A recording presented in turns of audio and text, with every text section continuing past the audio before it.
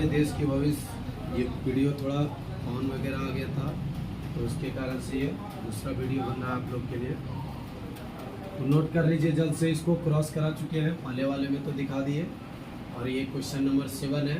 Question number 7 का solution जल्द से नोट कर लीजिए।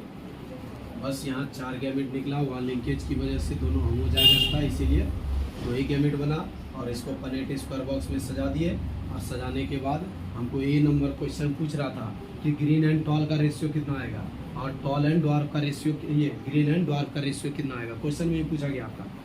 तो ए अनुपात बी, ए नंबर में 3 और बी नंबर में 1, इसीलिए ए अनुपात बी बराबर कितना 3:1 आंसर आ गया इसका। ये है आपका आंसर। जल्द से इसको नोट कर लीजिए यहाँ तक इसको, और इसको हम मिटाते हैं। शॉर्ट स्क्रीन कर लीजिए सब बच्चे।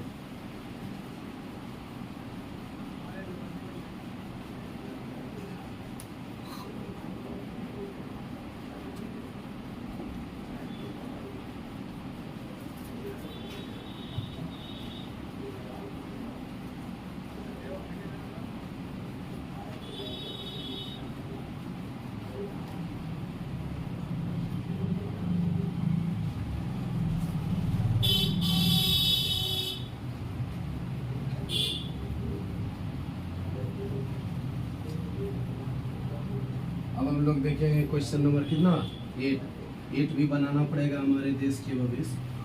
8 में भी कह रहा है कि 2 विषम युग्मजी जनकों का क्रॉस मेल फीमेल किया है, मान लो 2 लोकस है, यानी लोकस। क्वेश्चन नंबर कितना है 8, नंबर ऑफ लोकस,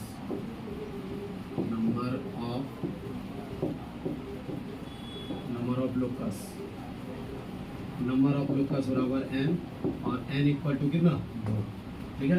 इसलिए क्रॉस इक्वल टू क्या डायब्रिड क्रॉस। कैसा क्रॉस कर रहा है यहाँ डायब्रिड, तो 2 स्थल वाला। लेकिन इसमें लिंकेज का भी प्रयोग किया गया है। इसका प्रयोग किया गया लिंकेज का। तो लिंकेज का जो प्रयोग किया गया इसके कारण से क्या होगा देखिए तुरंत। लेट मानना पड़ेगा, सबसे पहले तो जी मानना पड़ेगा। क्या मानना पड़ेगा जी, लेट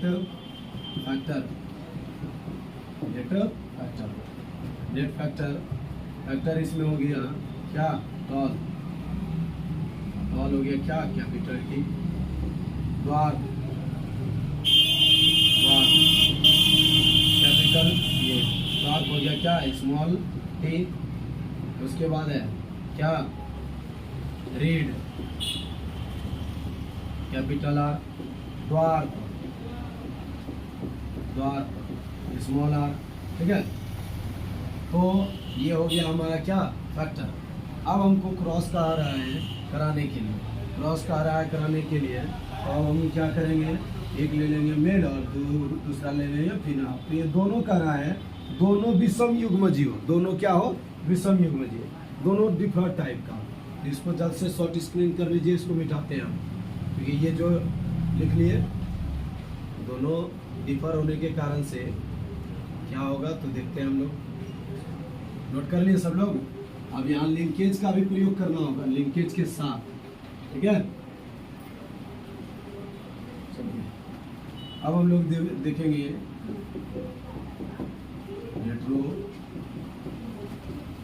हेट्रोजाइगस मेल और heterozygous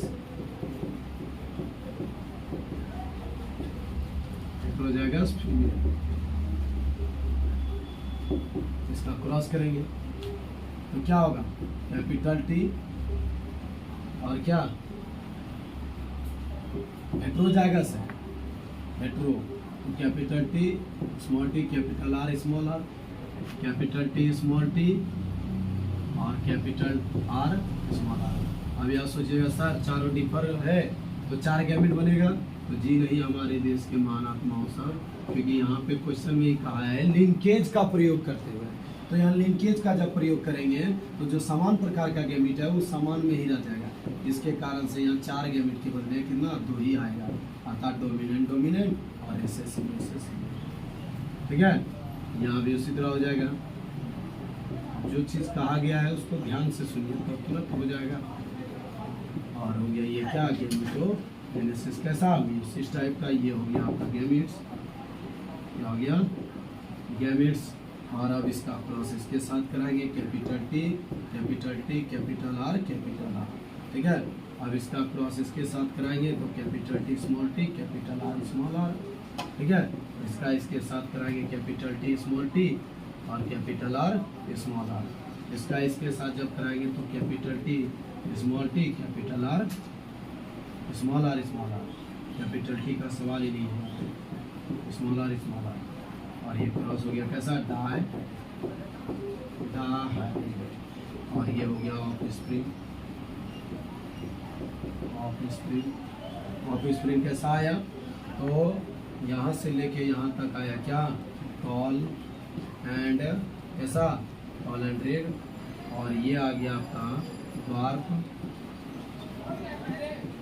and white, warp and white. ये प्रॉब्लम चलिए, तो जल्द से इसको शॉर्ट स्केल ले लीजिए और इसका फिनोटाइप लिख दीजिएगा क्या, फिनोटाइप रेशियो इक्वल टू 3 है कैसा, टॉल एंड रेड, और फिर 1 है कैसा, 1 है कैसा, वार्प एंड वाइट। इसीलिए रेशियो हो जाएगा कितना, 3:1 आंसर, ठीक है। अब हम लोग चलेंगे क्वेश्चन नंबर 9। क्वेश्चन नंबर 9 में कह रहा आनुवांशिकी में टी.एच. मॉर्गन के योगदान का संक्षेप उल्लेख करें। इसको जल्द से शॉर्ट स्क्रीन कीजिए और लिखिए, इसको जल्द से शॉर्ट स्क्रीन कर लीजिए और आगे क्वेश्चन नंबर 9 का आंसर लिखिए फटाफट, लिखिएगा। इसको शॉर्ट स्क्रीन किए, रुक करके शॉर्ट स्क्रीन कर लीजिए। अब चलिए, अब लिखिए क्वेश्चन नंबर 9 का डायरेक्ट आंसर लिखना है। आनुवांशिकी क्षेत्र में टी.एच. मॉर्गन के निम्न योगदान हैं, टी.एच. मॉर्गन के निम्न योगदान हैं। तो लिखिए पहला नंबर 1 लिखिएगा, टी.एच. मॉर्गन ने लिंकेज के बारे में, टी.एच. मॉर्गन ने लिंकेज के बारे में बताया। नंबर दूसरा लिखिए, सर्वप्रथम क्रॉसिंग ओवर का कंसेप्ट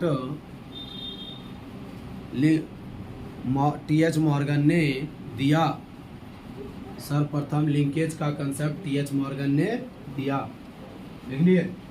नेक्स्ट पॉइंट में लिखिएगा, टी.एच. मॉर्गन ने ही जीन मैप के बारे में, टी.एच. मॉर्गन ने ही जीन मैप के बारे में बताया। टी.एच. मॉर्गन ने ही जीन मैप के बारे में बताया, लिख लिया। हमारे देश के भविष्य, टी.एच. मॉर्गन ने ही जीन मैप के बारे में बताया। तो ये हो गया क्वेश्चन नंबर कितना, क्वेश्चन नंबर हो गया आपका 9 कंप्लीट हो गया। अब हम लोग क्वेश्चन नंबर चलेंगे किस पे,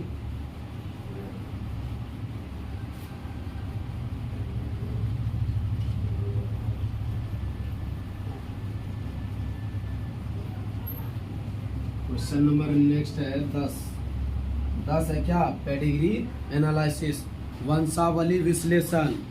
आप लोग देख लीजिए, कलर ब्लाइंडनेस, ये हीमोफीलिया, सिकल सेल एनीमिया के बाद लिखाए हुए हैं आप लोग को वंशावली विश्लेषण। कॉपी में उल्टाइए और 10 नंबर वहाँ क्लिक कर दीजिए, एनसीईआरटी सॉल्यूशन 10 नंबर वंशावली विश्लेषण। 11 नंबर देखिए, 11 नंबर में है मानव में लिंग निर्धारण कैसे होता है। तो हेडिंग दिलाए हुए हैं, देख लीजिए एक बार उल्टा करके, sex determination in man, heading निकाल लीजिए, सेक्स डिटर्मिनेशन इन मैन। अब क्वेश्चन नंबर कितना, 11 से हो जाएगा, 11 तक आप लोग क्लियर कर लीजिए। क्वेश्चन नंबर 11 तक हमारे देश के भविष्य, सेक्स डिटर्मिनेशन इन मैन हमको हेडिंग दिलाए हुए हैं, जिसमें कि 44 + XY, 44 + XX गुणसूत्र वाला लिखा हुआ है। और अब जो है हमको बनाना है क्वेश्चन नंबर 12। क्वेश्चन नंबर 12 में पूछ रहा है कि यदि संतति का ब्लड ग्रुप क्या है, संतति का ब्लड ग्रुप O है और माता का ब्लड ग्रुप B है और पिता का ब्लड ग्रुप A है, तो बाकी और भी इसके होने वाले संभावित संतति का जो है क्या निकालना है, जीनोटाइप निकालना है। क्या निकालना है, जीनोटाइप। तो संभावित जीनोटाइप क्या क्या निकलेगा, तो देखिए सबसे पहले शिशु का क्वेश्चन नंबर हम लिख देंगे यहाँ, क्वेश्चन नंबर कितना 12, ठीक है। अब इसके बाद भी जितना भी है सब आपके कॉपी में ही है। क्वेश्चन नंबर 12 में कह रहा है children blood group, children blood group, children blood group क्या है, O, क्या है O। देन जीनोटाइप, इसलिए जीनोटाइप इक्वल टू क्या हो जाएगा, इसका जीनोटाइप O का O को सिम्बोलेट करते हैं किससे, स्मॉल आई से। तो देखिए O आ गया, स्मॉल आई आ गया। अब एक स्मॉल जो आया होगा, जब वो ब्लड ग्रुप संतति का होगा तो आधा तो जरूर माँ से और आधा पिता से आया होगा। तो कम फ्रॉम कहाँ से, father, and where as one small I come from mother, any problem. अब हम आगे की ओर बढ़ते हैं। तो यहाँ कह रहा है कि पिता का ब्लड ग्रुप दिया हुआ है, देखिए father blood group, father blood group, पहले दोनों का जीनोटाइप निकालना है, ठीक है ना। फादर ब्लड ग्रुप पूछा है, फादर ब्लड ग्रुप क्या है, A। देन इसीलिए इसका भी जीनोटाइप निकालेंगे, जीनोटाइप इक्वल टू क्या करेंगे, कैपिटल IA और स्मॉल IA। यहाँ से आ गया, देखिए संतति का, इसके अंदर संतति का गुण तो जरूर होगा ना, तभी तो वो ब्लड ग्रुप आया। और दूसरा है मदर ब्लड ग्रुप B, इसीलिए इसका जीनोटाइप देखेंगे, जीनोटाइप इक्वल टू क्या हो जाएगा, कैपिटल I स्मॉल I आ गया। तो ये पहले तो ऑलरेडी हमारा आंसर हो गया, क्योंकि इसमें कह रहा था कि ये जनक का जीनोटाइप निकालिए। उसके बाद इसमें कह रहा है कि आने वाले आगे और अदर संतति का जीनोटाइप निकाल के दिखाइए। तो अदर संतति का जीनोटाइप निकालने के लिए हमको इसको मिटाना होगा, इसी को मेल और इसी को फीमेल लेकर के क्रॉस कराएंगे। तो जल्द से इसको शॉर्ट स्क्रीन कर लीजिए, देख लीजिए सब लोग बढ़िया से, इसको शॉर्ट स्क्रीन कीजिए, इसको हटाते हैं, मिटाते हैं हम। चलिए अब आगे की ओर हम लोग क्या करेंगे, देखिए आज एक ही दिन में सब सोल्यूशन कंप्लीट हो जाएगा। और फास्ट चलिए मेरे साथ, ठीक है। तो अब हम लोग इधर male and female, IA small I, ठीक है, IA और स्मॉल I हो गया। अब यहाँ करेगा क्या, गैमेटोजेनेसिस में क्या आएगा, IA स्मॉल I, इधर भी आ गया IA स्मॉल I। ये हो जाएगा क्या, गैमेटोजेनेसिस कैसा टाइप का, इस टाइप का है। ये हो गया पेरेंट, ये हो गया क्या, यहाँ A नहीं, यहाँ B लिखना है। फीमेल का ब्लड ग्रुप क्या था, B, और ये हो गया गैमिट, ठीक है। अब जो है इसका क्या करेंगे, क्रॉस भी दिखाते हैं। इसका इसके साथ क्रॉस करेंगे तो IA और IB, I जानते हैं ना, इम्यूनोग्लोब्यूलिन को इंडिकेट करता है। IA और क्या, स्मॉल I, IA नहीं चाहिए, IA नहीं, IB और क्या, स्मॉल I, ठीक है। अब इसका क्रॉस इसके साथ, तो अब देखिए यहाँ स्मॉल I और स्मॉल I, यानी इनका एक ही संतति जो है था वो ब्लड ग्रुप का था, ठीक है। इसको हम लोग लिख देंगे क्या, ऑफ स्प्रिंग। तो दिक्कत अब जो है कह रहा है other children blood group, other genotype of children, other genotype of क्या,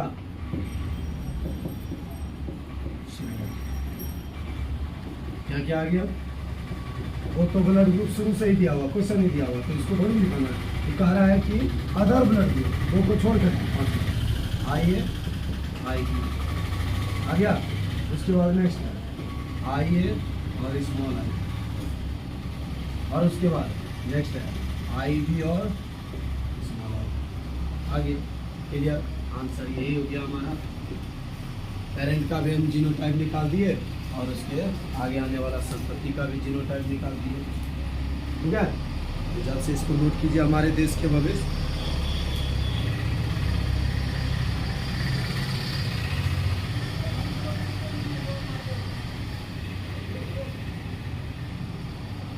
सभी बच्चे को क्लियर विजिबल है।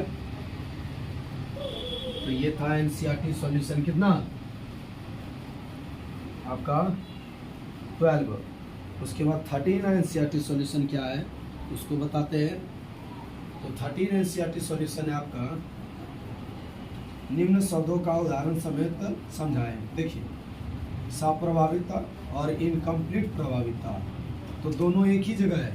चले जाइए लिंकेज में, कोडोमिनेंस लिंकेज, ये आप एक्सेप्शन, ये मोनोहाइब्रिड का एक्सेप्शन लॉ में, मोनोहाइब्रिड का दिखाई दे रहे हैं, मोनोहाइब्रिड का ऑब्सेक्शन लॉ में कोडोमिनेंस और इनकम्प्लीट डोमिनेंस दोनों बनाया हुआ है, एकदम सॉलिड कॉपी में ही है। चलिए उतार लीजिए। उसके बाद बिंदु परिवर्तन क्या है, एक उदाहरण दें, तो इसको अभी हम आपको पढ़ाएंगे। उसके बाद 15 में पूछा है वंशागति के क्रोमोसोम वाद को किसने प्रस्तावित किया। तो जिस दिन छुट्टियां हो रही थी हमारे देश के भविष्य, जस्ट उसी दिन हम लिखाए हैं क्रोमोसोमल थ्योरी ऑफ इनहेरिटेंस, एकदम टिक लगा लीजिए वहाँ। Question number 15। 16 में है कि दो अलिंगी गुणसूत्र और अलिंगी सूत्रीय आनुवांशिक विकारों के लक्षणों सहित उल्लेख करें। तो दो ऑटोसोमल क्रोमोसोम, ऑटोसोमल डिजॉर्डर्स के बारे में बताना है। दो यानी अलिंगी गुणसूत्र से होने वाला है, यानी ये सेक्सुअल क्रोमोसोम से होने वाले डिजीज के बारे में कन्वर्ट कर ये डिस्क्राइब करना है। ठीक है, बताना है। तो इसके लिए हम लोग जो है एक आपको पढ़ाए हैं डाउन सिंड्रोम, बाकी पढ़ाए हैं केलिनेफेल्टर सिंड्रोम, और आपका एक पढ़ाए हैं केलिनेफेल्टर सिंड्रोम पढ़ाए हैं, पीकेयू पढ़ाए हैं, पीकेयू और डाउन सिंड्रोम, ये दोनों जो है आप क्या कीजिए लिख दीजिए इसमें क्वेश्चन नंबर 16। और बाकी जो पढ़ाए हैं केलिनेफेल्टर सिंड्रोम और टर्नर सिंड्रोम, ये दो डिजीज जो पढ़ाए हैं ये दोनों है सेक्सुअल क्रोमोसोम। ठीक है, तो ये दोनों को नहीं लिखना है। यहाँ कह रहा है ये सेक्सुअल को अलिंगी गुणसूत्र, वो अलिंगी गुणसूत्र में देखिएगा एकदम पॉइंट में ही लिखा हुआ है कि इसमें 22वां 21वां गुणसूत्र एक बढ़ जाता है। 21वां गुणसूत्र क्या है, अलिंगी गुणसूत्र है। फिर पीकेयू में देखिएगा कि अलिंगी गुणसूत्र से संबंधित रहता है। क्लियर हो गया।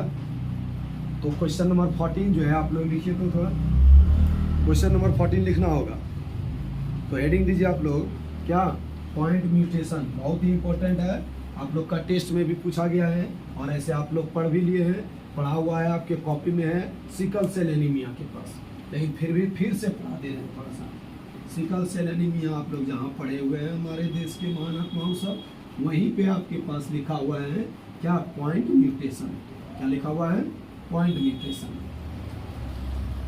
क्योंकि वहाँ हम जो आपको पढ़ाए कि हीमोग्लोबिन के बीटा चेन में जो है क्या, वैलिन एमिनो एसिड द्वारा क्या होता है, बदल जाता है, रिप्लेस कर जाता है एमिनो एसिड। कौन सा एमिनो एसिड रिप्लेस कर जाता है, ग्लूटामिक एसिड, यानी बीटा चेन के छठे स्थान में जो ग्लूटामिक एसिड होता है एट ए 6th पोजीशन में, वो क्या हो जाता है, वैलिन के द्वारा रिप्लेस कर जाता है। तो रिप्लेस होने के कारण से जहाँ से रिप्लेस करता है वहाँ एक बिंदु बन जाता है और दूसरा एमिनो एसिड आकर के सेट हो जाता है, इसी कारण से उसका नाम पड़ गया बिंदु उत्परिवर्तन, पॉइंट म्यूटेशन। तो हेडिंग दे दीजिए सब लोग क्वेश्चन नंबर 14 और लिख दीजिए पॉइंट म्यूटेशन। जस्ट 1 मिनट रुकिएगा, लाइट कट गई है। बटन का लाइट।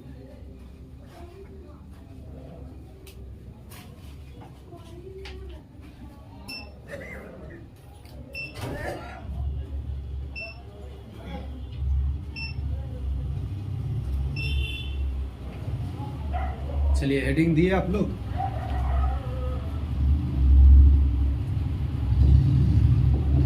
पॉइंट म्यूटेशन हिंदी में कहते हैं बिंदु उत्परिवर्तन।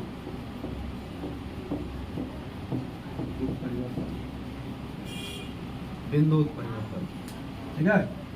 पॉइंट म्यूटेशन, बिंदु उत्परिवर्तन। लिखिए, जब डीएनए या आरएनए के सिर्फ एक स्थल पर एक नाइट्रोजन क्षार अथवा प्रोटीन चैन के एक स्थल वाले एमिनो एसिड में परिवर्तन होने से उत्परिवर्तन उत्पन्न होता है।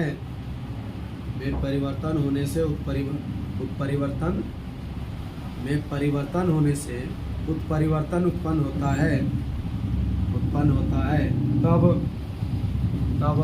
उसे पॉइंट म्यूटेशन या बिंदु उत्परिवर्तन कहते हैं।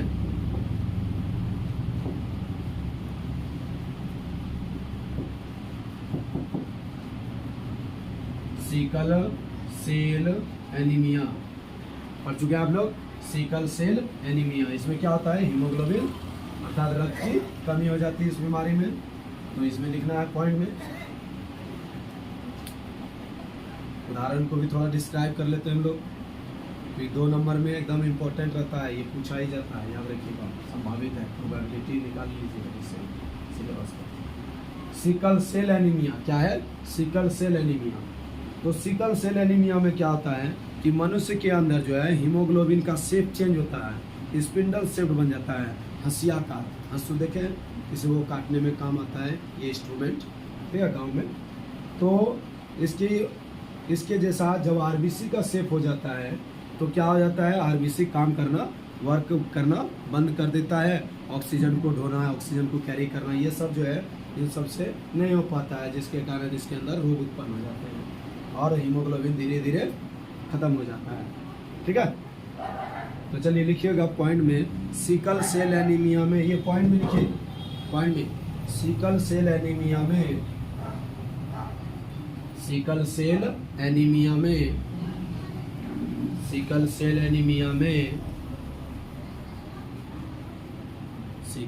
एनीमिया में हीमोग्लोबिन के बीटा चेन, ऐसे लिख रहा है, बीटा चेन, हीमोग्लोबिन के बीटा चेन में उपस्थित छठे स्थान वाला ग्लूटामिक नामक एमिनो एसिड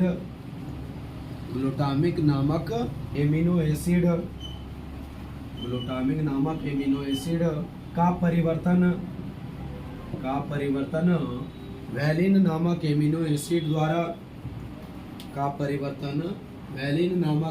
एसिड द्वारा होने पर उत्परिवर्तन होता है या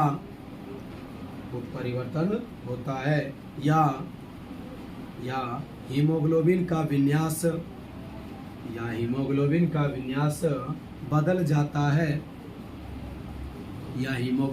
विन्यास बदल जाता है, जिसके कारण आरबीसी का जिसके कारण आरबीसी का आकार हाशियाकार नुमा स्पिंडल शेप्ड हाशियाकार नुमा हो जाता है, हाशियाकार नुमा हो जाता है,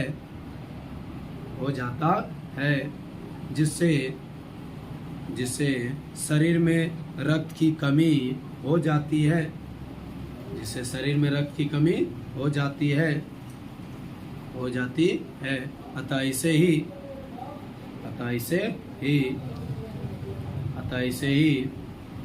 सिकल सेल एनीमिया कहते हैं। हो गया। तो ये था हमारे पास पॉइंट म्यूटेशन के बारे में। किसके बारे में था? Point mutation. तो आज हम लोग इसको कवर कर लिए, पॉइंट म्यूटेशन, और कंप्लीट एनसीईआरटी भी सॉल्यूशन हो गया।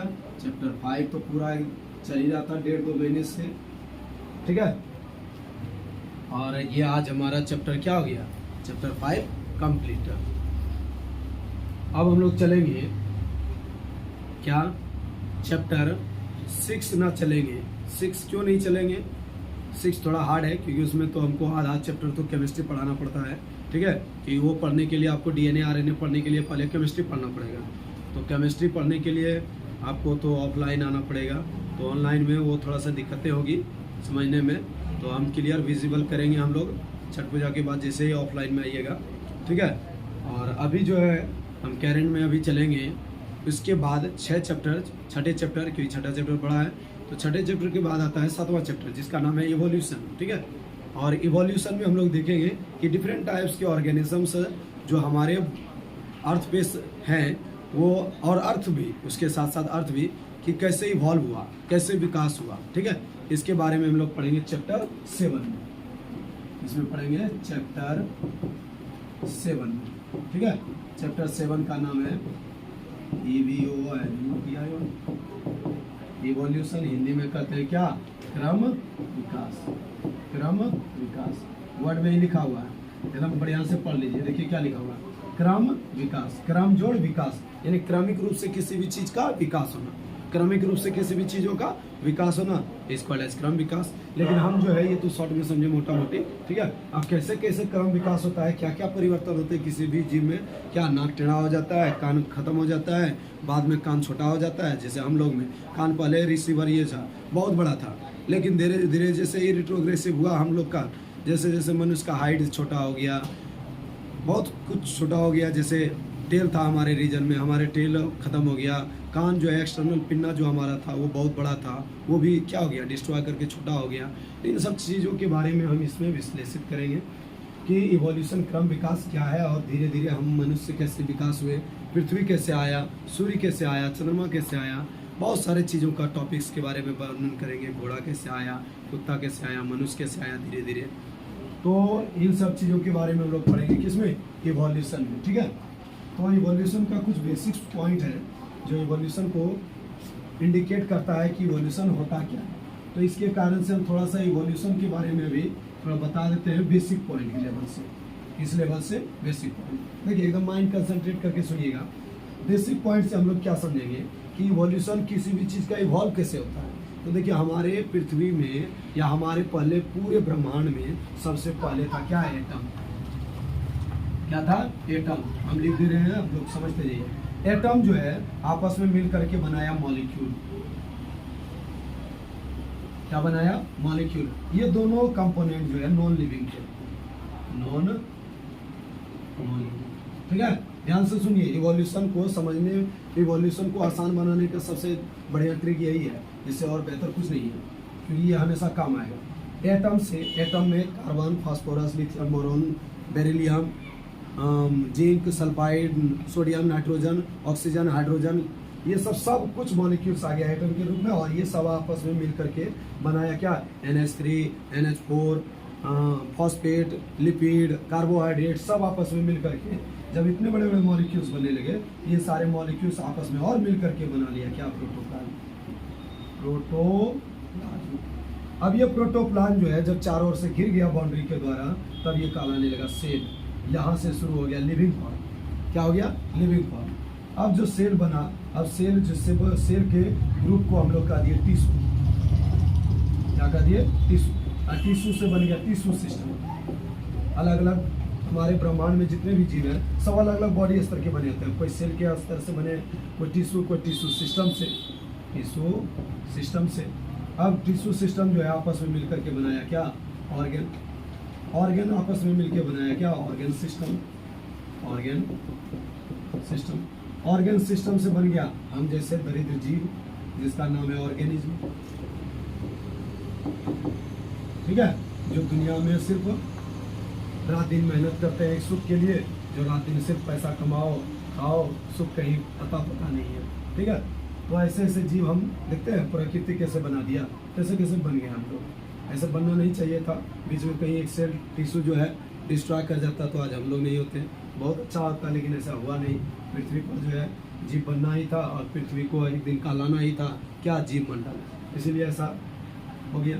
अब जो है ऑर्गेनिज्म का समूह, ऑर्गेनिज्म का समूह, जीवों का समूह, यानी हम जैसे जीवों का कुत्ता भेड़ बकरी मनुष्य प्रजाति जो भी है सबों का एक समूह, एक झुंड, जो एक स्पेसिफिक एरिया और एक स्पेसिफिक टाइम में, जैसे कोई जनगणना करते हैं 2010 से 2020 तक का बीच का 10 साल का जनगणना 140 करोड़। अभी तो जनगणना 2020 वाला एक का बात करना हुआ है, यानी 2010 से तक ही का ही जनगणना हुआ है, जिसमें कि पहले ही 125 करोड़ ऐसे आबादी था। नए के अकॉर्डिंग टू न्यू जनरेशन या न्यू जनगणना में तो पता नहीं है कि न्यू जनगणना हुआ है कि नहीं। तो अभी तो नया जनगणना हुआ ही नहीं है। इसमें लगभग एक अंदाज़ा लगाया गया है बर्थ रेट और नेटेलिटी और मॉर्टेलिटी के अनुसार कि लगभग जीव जो है हमारे धरती पर मनुष्य का प्रजाति कितना है, प्रजाति नहीं यानी मनुष्य का जनसंख्या लगभग 145 करोड़ 140 करोड़ के आसपास बताया जा रहा है। तो अब जीवों के समूह से बन गया क्या, पॉपुलेशन। क्या बन गया, पॉपुलेशन। ठीक है, और पॉपुलेशन अभी इसी को ऊपर चलते चलिएगा, नीचे ऊपर से नीचे नहीं आइएगा, क्योंकि हम पृथ्वी पर वो ब्रह्मांड में जो जीव बना वो छोटे से बड़े धीरे धीरे बनते हैं। तो हम ऊपर से नीचे नहीं आ सकते हैं, क्योंकि असेंडिंग कॉलम में और डिसेंडिंग कॉलम में आसमान धरती का फर्क होता है। ये हो गया असेंडिंग कॉलम, और हम जो बनाते हैं उधर से वो उल्टा बनाते तो डिसेंडिंग कॉलम हो जाता। अब ये पेज में जो क्या कीजिएगा, नीचे से लिखिएगा। ठीक है, तो पॉपुलेशन से आगे पॉपुलेशन और डेवलप किया, जो बहुत सारा पॉपुलेशन, बड़ा बड़ा पॉपुलेशन, जैसे भागलपुर का पॉपुलेशन, पटना का पॉपुलेशन, बिहार का पॉपुलेशन, मुंबई का पॉपुलेशन, सब आपस में जब पॉपुलेशन मिला तो उसको हम लोग कह दिए कम्युनिटी। क्या कह दिए, कम्युनिटी। और ये सब जब सारे कम्युनिटी आपस में बन गए, मिल गए, तो ये सारे कम्युनिटी मिलकर के बनाया क्या, बायोस्फीयर। बायोस्फीयर जिसको कहते हैं क्या, जीव मंडल। अब ये जीव मंडल जो है आगे चल करके कहलाया क्या, बायो। क्या कहलाया, बायो। बायो माने क्या, ब्रह्मांड। और ये हमारा ब्रह्मांड हो गया। इस तरह से हमारा पूरा जीव और जीवन का कल्याण, धन्य हो जीव। चलिए आज यहीं तक रहने देते हैं। ठीक है, तो इसको हम लोग, और हाँ एक थोड़ा सा ये भी लिख लीजिएगा, यहाँ से ऊपर जितना भी हमारा स्ट्रक्चर दिख रहा है ये सब क्या है, लिविंग फॉर्म। क्या है, लिविंग फॉर्म। सब सजीव है। क्या है, सब सजीव। इसमें कुछ ईटा पत्थर ने बनाया हम, ठीक है ना, इसमें सब सजीव है। तो इसको यहाँ से आप नोट कर लीजिए जल्द से। नोट कर लिए सभी बच्चे, शॉर्ट स्क्रीन भी ले सकते हैं, ले लीजिए। और आज ये इतना ही रहने देते हैं, और इससे पीछे वाला भी वीडियो जरूर देख लीजिएगा। ठीक है, दोनों वीडियो एक साथ देखिएगा, क्योंकि उसमें चैप्टर 6 का कुछ, ये चैप्टर 5 का जो है कुछ एनसीईआरटी सॉल्यूशन हुआ, और इसमें अंतिम में हम आज स्टार्ट भी कर दिए चैप्टर 7। और ये चैप्टर 7 के लिए सबसे बेसिक पॉइंट था एक ट्रिक, और ओरिजिनली तरीके से जो चैप्टर 7 स्टार्ट होगा वो कल होगा, और कल भी जो चलेगा तो वो हम आपको यानी इवोल्यूशन के बारे में बताएंगे। लेकिन उसमें भी इवोल्यूशन डायरेक्ट नहीं चलेंगे, इवोल्यूशन से पहले रिलेटेड जो है क्यों क्या क्या, और उससे पहले क्या क्या रिलेटेड इवॉल्व किया, जैसे पृथ्वी इवॉल्व किया, पृथ्वी पर आया जीव, तो ये सब के बारे में हम बताएंगे पहले। ठीक है, तो यहाँ तक क्लियर कर लीजिए, और कल से कंटिन्यू वीडियो मिलते रहेगा। और कल 2 वीडियो मिलेंगे आपको, क्योंकि कल संडे है, ऑफलाइन क्लास भी जो हो रही है कल 6 से 8 हो रही है। ठीक है, तो जो भी बच्चे अगर यहाँ कोई भागलपुर में उपस्थित हैं वो 6 से 8 आ जाइएगा, क्योंकि सुबह जो है 6 से 8 ऑफलाइन चल रही है, और बाकी जो बच्चे घर में हैं वो एकदम ऑनलाइन पढ़ते रहिए। ठीक है, इसीलिए तो कल 2 वीडियो बनेंगे, क्योंकि 2 घंटे का क्लास है। इसको जल्द से नोट कर लीजिए सभी बच्चे, और आज इतना ही। Thank you and see you to next videos.